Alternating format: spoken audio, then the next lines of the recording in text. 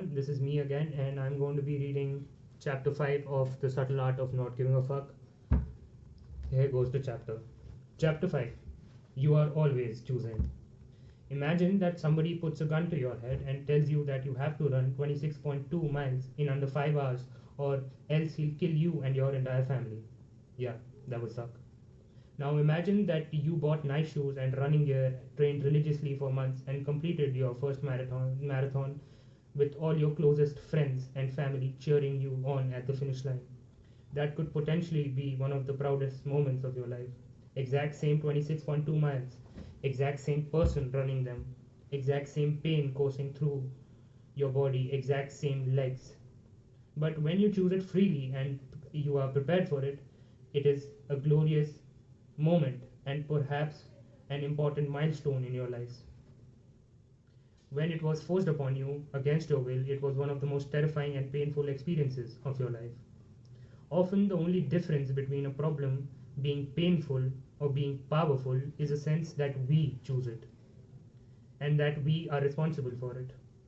If you are miserable in your current situation, chances are it's because you feel like some part of it is outside your control. That there's a problem you have no ability to solve, a problem that was somehow thrust upon you without your choosing.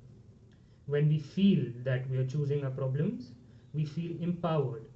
When we feel that our problems are being forced upon us against our will, we feel victimized and miserable. The choice. William James had problems, really bad problems. Although born into a wealthy and prominent family from birth, James suffered life threatening health issues, an eye problem that left him temporarily blinded as a child, a terrible stomach condition that caused excessive vomiting and forced him to adopt an obscure and highly sensitive diet, trouble with his hearing, back spasms so bad that for days at a time he could often sit or stand upright. Due to his health problems, James spent most of his time at home. He did not have many friends, and he wasn't particularly good at school. Instead, he passed the days painting, the only thing he thought he was good at. Unfortunately, nobody else thought he was good at it. When he grew to adulthood, nobody bought his work, and as the years dragged on, his father, a wealthy businessman, began ridiculing him for his laziness and his lack of talent. Meanwhile, his younger brother, Henry James, went on to become a world renowned novelist. His sister, Alice James, made a good living as a writer as well. William was the family oddball, the black sheep. In a desperate attempt to salvage the young man's future, James's father used his business connections to get him admitted into Harvard Medical School. It was his last chance, his father told him.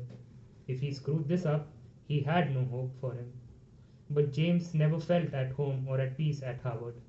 Medicine never appealed to him. He spent the whole time feeling like a fraud and a fake. After all, if he couldn't overcome his own problems, how could he ever hope to have the energy to help others with theirs? After touring a psychiatric facility one day, James mused in his diary that he felt he had more in common with the patients than with the doctors. A few years went by, and again to his father's disappointment, James dropped out of medical school. But rather than deal with the brunt of his father's wrath, he decided to get away. He signed up to join an anthropological expedition to the Amazon rainforest. This was in the 1860s, so transcontinental travel was difficult and dangerous. If you ever played the computer game Oregon Trail when you were a kid, it was kind of like that, with the dysentery and drowning oxen and everything. Anyway, James made it all the way to Amazon where the real adventure was to begin. Surprisingly, his fragile health held up the whole way. But once he finally made it, on the first day of the expedition, he promptly contracted smallpox and nearly died in that jungle. Then his back spasms returned, painful to the point of making James unable to walk. By this time, he was emaciated and starved from the smallpox, immobilized by his bad back and left alone in the middle of South America, the rest of the expedition having gone on without him.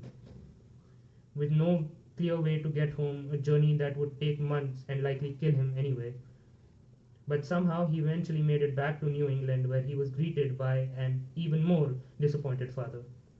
By this point, the young man wasn't so young anymore, nearly 30 years old, still unemployed, a failure at everything he had attempted, with a body that routinely betrayed him and wasn't likely to ever get better.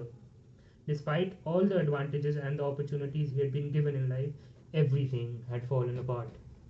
The only constants in his life seemed to be suffering and disappointment. James fell into a deep depression and began making plans to take his own life.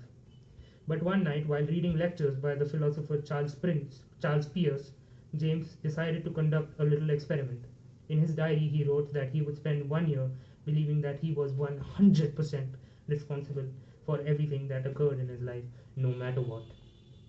During this period, he would do everything in his power to change his circumstances, no matter the likelihood of failure. If nothing improved in that year, then it would be apparent that he was truly powerless to the circumstances around him, and then he would take his own life. The punchline: William James went on to become the father of American psychology. His work has been translated into a bazillion languages, and he is regarded as one of the most influential intellectuals, philosophers, psychologists of his generation. He would go on to teach at Harvard and would tour much of the United States and Europe giving lectures. He would marry and have 5 children, one of whom, Henry, would become a famous biographer and win a Pulitzer Prize. James would later refer to his little experiment as his rebirth. He would credit it with everything that he later accomplished in his life.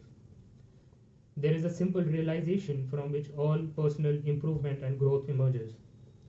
This is the realization that we individually are responsible for everything in our lives, no matter the external circumstances.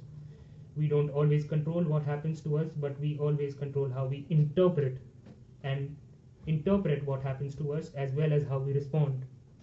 Whether we consciously recognize it or not, we are always responsible for our experiences. It is impossible not to be. Choosing to not consciously interpret events in our lives is still an interpretation of the events of our lives. Choosing to not respond to the events in our lives is still a response to the events in our lives.